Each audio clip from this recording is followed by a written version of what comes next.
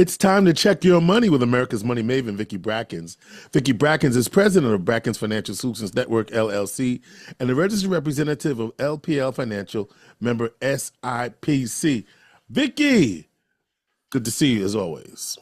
Well, thank you, George. And again, to remind all of our listeners and individuals who have been viewing us on YouTube, be sure to share and subscribe to this segment. And remember that this is the new format that we're working under. I want to again thank Michael Jennings, the friendly neighborhood advisor, for coming in for the last 3 weeks so that I can come in for once a month and actually sort of wrap up our conversation over the last month. But George, before I go too far, I'm in love with that shirt. Oh, thank you. Yes. I cannot avoid or even skip the fact that you have on a beautiful. Tell everybody about that shirt. Where'd you get that? This is in honor of Black History Month, and this is W.E.B. Du Bois. And sometime in the fall of 24, there was an event at the Palace Theater. Remember there was a play.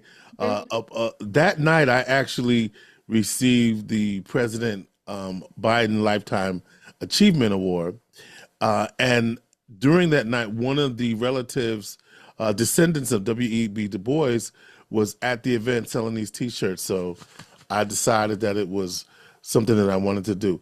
Ironically, Vicki, when Gloria and I went to Ghana in 2024, we visited the W.E.B. Du Bois Memorial Site in Accra, Ghana. Yes. Okay. As you may be aware, he went there for the last 2 years of his life. Right. He was invited by then President Kwame Nkrumah to work on an encyclopedia of sorts. And so he actually died in Ghana. And so that is his final resting place. And they do have his burial there at the W.E.B. Du Bois site and museum. And so it's kind of like I'm doing all of that in this one shirt. Exactly. Okay. But I like the fact that, George, you were very humble and slid in kind of into the conversation that you received the Biden what? Lifetime Achievement Award. Lifetime Achievement Award. We can't. Did you like how I did that? Exactly. Okay. And speaking of which, I do want to thank, we're going to have her on at some point, but I did receive a lovely note from Assemblywoman Pam Hunter for another little. Now, Vicki, this ain't all about me. I know that's okay, but I'm only here once a month, so we're gonna fill this up. We're gonna fill the plate up in a heaping amount today. Yes. Okay. And so during that time, we also were recognized by the town of DeWitt for a contribution to the community in Central New York. Linda Irvin, Dr. Sharon Brangman, Carol Charles, Dr. Sharon Brangman, and Charlie Lester, Linda Irvin and Marion Irvin, of course, and Carolyn Butch Charles and myself and my wife Gloria were all recognized in a proclamation in the town of DeWitt for Black History Month in January. And so we were all recognized, and Assemblyman Hunter sent me a commendation for their recognition. I'm blessed, Vicki. Yes, you are. And yes, you are. And I have a question. You can correct me if I'm wrong. Isn't that Dr. Carol Charles? Excuse me, Dr. Carol Charles. Thank you. Okay. And aren't all of you Syracuse University grads? Yes, yeah, I believe so. Yeah. Yes. Okay. I looked at that state, and I went, Syracuse. Yes. To Dr. Charles and Dr. Brayman. Yes. Okay, it was amazing. Okay. When you really stop and look at what that lecture and what those inductees were really all about. Okay. So I want to make sure we stamp that properly. Yeah. And finally, you said that you got this during Black History Month. Yes. You received these awards. And we are now at the end of Black History Month. And guess what's happening this afternoon, George? Well, I think it's the Black History Month Cabaret, if I'm It's not the Black mistaken. History Month Jazz and Arts Cabaret, sponsored by Brackens Financial Solutions Network in conjunction with the Jazz and Arts Foundation of Syracuse, CNY. And guess what? This is year number 17, No way, George. really? This is exactly, I feel the same way. I was young when we started this. New location upstairs. Right, new location there at downtown Marriott, okay, Syracuse Marriott Hotel. But now we're on the 10th floor in the grand ballroom. It's going to be we always have a wonderful time, but we have a new location, so we're going to have a little bit of a new feel this afternoon. And again, I'm encouraging everyone next year, get your tickets early, because what happened again this year, George? Sold out. Sold out. So Vicki, you didn't get those calls though? You ain't get no Oh, call? George, listen, I just turned off my phone. Yes, I did. I've gotten several calls. Actually, just so you know this, the waiting list is about 65 strong. Really? Last time I looked, it was 65 strong. So there will be, unfortunately, quite a few individuals who will not be able to join us this afternoon, but there'll be Now, plenty of pictures and videos online so you can get a little bit of a sneak peek of what happened. And I said last time I was here, I needed your help. With the numbers of years that we have sold out and the length of the waiting list this year, I think it may be time for us to start thinking about a new venue. however, However, for me to feel really comfortable making that leap, because we don't have an in between, it's where we are now, and then it's really big. I need to hear from everyone. Send me an email to vicky.brackens@brackensfsn.com and say, I'm in for 2026. I'm in. hey, can we sweeten the pot a little bit? What's that, George? How about the first person that emails you gets a pair of tickets? That's fine. I can do that. Okay? Because my audience, they seem to like to win stuff. They I like to know win? they, Okay. they like to win The stuff. I first person see. that I get that email from got a pair of tickets for 2026. You will be there. You will be in. All Okay. right. All right. Vicky.brackens@brackensfsn.com. Right. And be sure you say Brackens, ENS, at Brackens, Frank, Sally, Nancy.com. Financial Services Network, FSN.com. All right, George. All right. This is the time that we need to pivot a little bit. Because and I'm going to slow down because I think everyone probably needs to pull out a pencil and some paper because there are going to be several things we discussed today that will be very instrumental in some of the decisions that you need to make going forward. I mean, the news has been packed, absolutely packed with events, changes, executive orders, court rulings, all types of things over the last month. In fact, I even saw that about 15% of the Social Security recipients may have disruption in their Social Security payments coming up very shortly.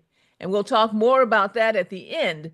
But what I really want to make sure of is that you take notes concerning the educational pieces that we're about to discuss. You know, George, portfolio diversification, we've talked about that before.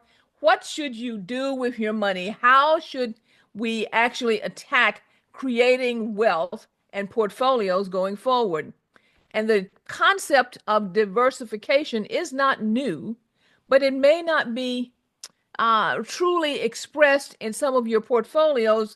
And it's a good time for you to stop and to look at the fact that you should have both stocks, bonds, and international and domestic and large cap and small cap. You should have all types of diversification in your portfolio based on the level of risk and reward that you are trying to accomplish. If that does not happen, what you will find is that you have a very correlated portfolio. Now, that's a new term, correlation, Correlation, correlated portfolio. What do you think I mean, George? I'm going to kind of put you in when I say a correlated portfolio. When I think of correlated, I think of things working together or being connected somehow. Correct. Okay. That is one way. Okay. When they're correlated, it's connected. But in the area of portfolio design, correlation can be both a positive and a negative. Hmm. But quite often it is a negative because we do not take the time to realize that by having everything connected, it's all moving in the same direction at the same time. Hmm. Why would that be bad? Well, if things go well, it could be a benefit. But if things go really bad, Lee, and my mother, I heard her in my ear, badly, okay, then the impact is magnified. So if your portfolio is going down and your entire portfolio is correlated, then the level of decrease will be accelerated. That is the reason the concept of diversification is so important, so that all things, all the investments are not moving in the same direction, at the same magnitude, at the same amplitude, at the same time. Because we don't want all of our eggs in the same basket. That's what the whole correlation mantra is. We don't want all of our eggs in the same basket because if the basket should fall, all the eggs get broken at once. So when you look at your portfolio, the way to recognize if it is fully correlated is to actually open up the prospectus or open up your portfolio and think, I may have, especially with mutual funds, I may have a Vanguard fund, a Fidelity fund, a Putnam fund, and I think I have diversification. But if you open up the prospectus and you actually look at the underlying investments and you see the same names over and over again, what you actually have is a correlated portfolio that is going to react in the market at a much more radical rate than you may be planning on. So, first of all, I want you to look at the diversification of your portfolio and measure it against the correlation.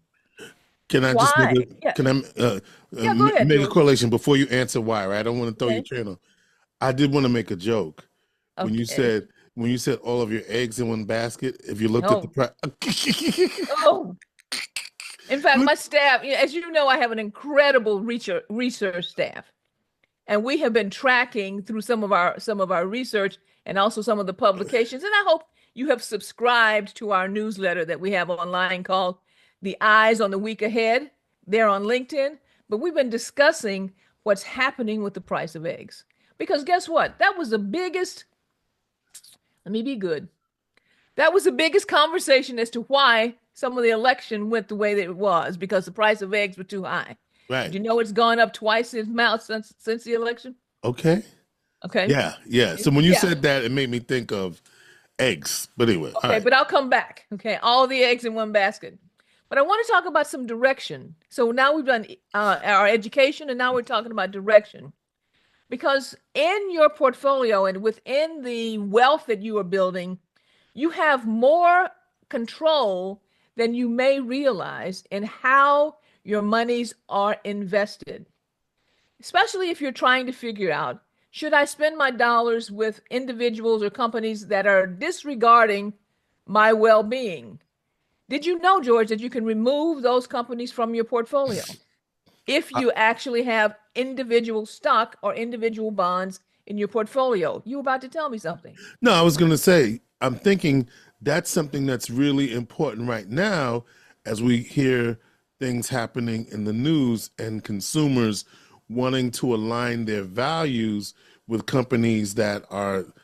I think you're going somewhere, but I'm gonna just sit back and That's let you. okay. I'll let you finish it. Okay. Yeah, yeah, If you're trying to align your values with your dollars, yes, because we discuss all the time about buying black, okay? right. But sometimes that is not possible based on what you're trying to buy. But if you also have to realize spending your dollars can be controlled as far as your values or making sure that they match your values based on where you are spending your dollars. Yep. And your dollars are being spent in your portfolios. That's where we miss the connection quite often. Looking at where we're invested and making a decision Are these investments in line with my values? For years and years, okay, we had certain types of mutual funds that were called socially responsible funds or ESG funds, and they concentrated more on sectors. Like I didn't want to invest in tobacco, I didn't want to invest in weapons, I didn't want to invest in drug manufacturing, all types of things. Right. But when you have a mutual fund, you're getting more of a generalized wrapper.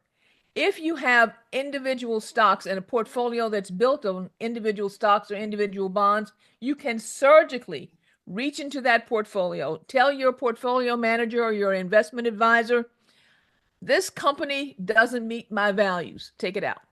Mm. Take So it the out. answer is yes to your question. Yes, it You can is. do it. Yeah. You can do it. Okay. All right. And I think it's time for us to start screening our portfolios based on why, okay, or how they are matching with our individual values. Okay. In fact, you can almost target your investments. Did you see what I did there? I did. That's why I love you. Okay. You always bring it right to the point. You can target your investments. That's right. Okay. There are economic reasons that you also may want to spend time looking at what's happening with the individual portfolios that you are working with or individual companies that you're working with. Because here's the thing, when you, and I'm not going to beat around the bush here, one of the things that really causes loss of productivity is stress. Mm-hmm. True. It has been shown over and over again that stress in the workplace will cause a decrease in productivity. I am wondering why certain boards of directors and institutions, corporate institutions, have decided to increase the stress levels in their workplace because they know that stress level, as far as the elimination of and increased stress around diversity in their workplace, is going to cause stress within the workplace. There are research reports up the yang who have shown that to be true. And by making those decisions, although we don't feel it right now and we don't see it right now, George, I think it's probably going to be very much like what happened with COVID. It took a while for things to filter through the system for us to really see exactly what the impact of on the workforce was as far as residual problems from COVID. We are going to see residual issues, residual workforce issues, as far as the loss of well-being and increased stress and loss of productivity and performance around these corporations that are making decisions to increase their stress levels by decreasing within their workforces the respect for diversity and inclusion. Mm-hmm. Okay, and so, you know, I have such concern around this because when you have loss of productivity, you are losing also value within the corporation. And that value, we call it shareholder value, is going to filter into lost wealth across the country. And it will take a while, but I would say probably within, in COVID, it took about 3 years. I think it'll probably take about half that time for us really to start to see the loss of productivity as a result of increased stress and shareholder losses across the economic system in the country. It will be harder for those institutions to correct these actions also. You know that. Because when you have workforces that are overly correlated, you end up with blind spots. Mm-hmm. And those blind spots mean that you have lost your edge in the marketplace. Someone can knock you off. Those those blind spots will are created by gaps in experience, and they will lead to missed opportunities and missed market exposure. And I am very sure that AI will not be able to get a lot of corporations out of this dilemma. Only human interaction will. So pay attention to what your corporate boards are doing and look at the loss of shareholder value that's potentially out there as a result of the decisions that they're making around diversity. All right, George, I have something though I also want to share. Go ahead. Some information. Mm-hmm. Special shout out Okay. to Wegmans and Costco. Go ahead, Wegmans. Wegmans and Costco for their public stance on diversity. They have made a decision that they understand well that diversity within their portfolio and the products that they sell and the people that they represent is extremely important to the long-term health of the communities that they work in, that they provide services for, and for their employees and for the shareholder value of their investors. So shout out to Wegmans and to Costco. All right, I'm going to try this. You're very good with this, what I would call French. I hear how the way you say W-E-B, say it. Dubois. Dubois. You've done that to me before. W-E-B Dubois. I have a new name. I think I for said you, Du Bois earlier, but Dubois is what you did. Okay, yeah, I was yeah, surprised. Okay. Yeah. Here's some information for everyone because we're in Black History Month, and I always like to elevate Black businesses that are growing and making amazing strides. Have you heard of a company called Squire? Ooh, Squire. Hmm. Have you heard of a company called Squire? I'm thinking if I have or not. Enlighten me. All right. I would call this one of the hidden gems that's been right under our nose. Squire is an all-in-one barber business management system. All-in-one, packaged. Okay. 32,000 barbers in this country use Squire. And it was built out of the Buffalo, New York 43 North Incubator Program. That's what I mean right under our nose. Buffalo, okay. Buffalo, okay. As you know, we have all kinds of incubator programs that are used to take fledgling businesses or new startups and help them grow, give them mentorship, give them dollars, give them access to resources, etc., to kick them off into the marketplace. Back in 2015, Squire was part of the 43 North program. Last month, they were valued at $770 million. Did you hear me? $770 million. Started out with zero. There is an amazing interview both on Instagram and on LinkedIn, or you can go into YouTube, concerning Squire that was done by Forbes. The two co-founders, Songe Laron, S-O-N-G-E. I'm going to say it, spell it so I make sure I'm not killing his name. Songe Laron, L-A-R-O-N, and Dave Salvant launched this business in 2015. They are still privately owned, which means that they have private investors. But you never know. The bell may ring one day. That IPO may show up. Don't know yet. But 707 from zero to $770 million, these two young Black men actually are on their path to becoming what we call a unicorn. A unicorn used to be a business that had $100 million. They are headed toward $1 billion business. Congratulations to Squire. And if your barber, when you go to the barbershop, is not part of the Squire system, you should insist at least that they take the time to find out more about Squire, because we want to support all of our businesses that are growing, prospering, and giving back to the community at large. And they are two amazing young men. Here's the thing that really got me, George. Somebody sent me that article in 2020 and I missed it. Oh. I missed it. Which means I need to, and we all need to slow down just a little bit. Because when I started doing the research, and I said, wait a minute. So I hit my own because I save everything. And the announcement came through, okay, that they were actually, that was about the time that they were at $150 million. I could have reported to everyone then, but now they're at 770. We're headed for $1 billion. Squire. Yes. So how does it work? What does it do? Okay, so you get ready you want to get a shave and a cut. Right, right, right. Okay. How do you usually arrange for that? So I do it through an app. My barber actually uses an app, but it's not Squire. They use Okay. another app. They use another app.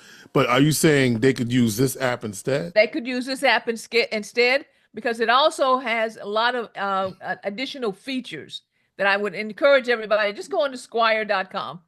Okay. Look at all the additional features that are there. Okay. Yes, your barber could use and they have a full payment system that's built into it. Okay. And as I said, a lot of additional other features. So, Squire. All right, George. I think at this point in time, we have covered everything from diversity, education, and information. And we've talked about what's happening, okay, as far as this evening. I got to go and get my shoes on. I'm ready. I know. Are you wearing something special tonight? I am. You're not going to tell me. I'm busting out something that I picked up in the motherland. Oh, okay. All right, then I'm going to get there early so I make sure we get the shot. Okay. Okay. I got a little something that I got over there that we're going to have to make that our premiere tonight. All right. But to everyone, again, thank you very much for liking, subscribing, and sharing. Please also pick up our new newsletter, Eyes on the Week Ahead. And if you have any questions, feel free to give us a call at area code 315-930-4499. At this point in time, George, I'll say our plate is full. Vicki Brackens is the president of Brackens Financial Solutions Network, LLC, and a registered representative of LPL Financial, member SIPC. She is America's money maven.